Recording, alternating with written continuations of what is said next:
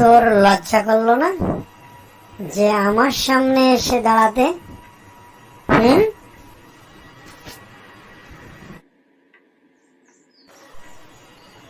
না মামা, মানে হচ্ছে, যাই হোক মামা, তুমি কিছু মনে করো না।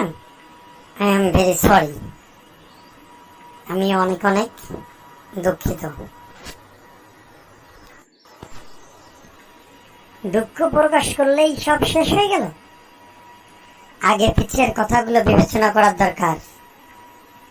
তোমাকে নিয়ে আমার অনেক আশা ভরসা ছিল, সেগুলো তুমি নষ্ট করো না।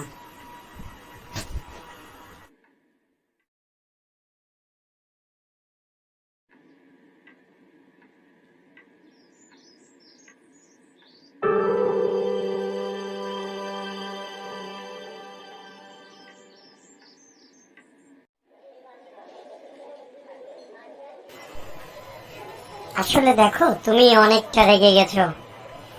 অবশ্য রাগেরও কথা, আসলে ওটা ভাববার কিছু নাই। আমি ভেবেচিন্তে ডিসিশন নিব, ঠিক আছে?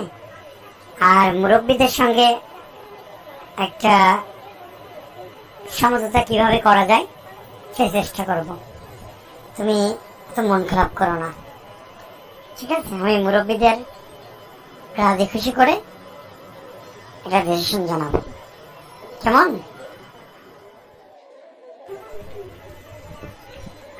শোনো, আমি তোমাকে একটা কথা বলি। আসলে আমি মামার কথার অবাধ্য হই না। তোমার সাথে মিলামেশাতে মামা খুব রাগ করছে, ঠিক আছে? আমাকে একটু বিবেচনা করতে হচ্ছে তোমার সাথে কখন কিভাবে দেখা করব। কি বললে?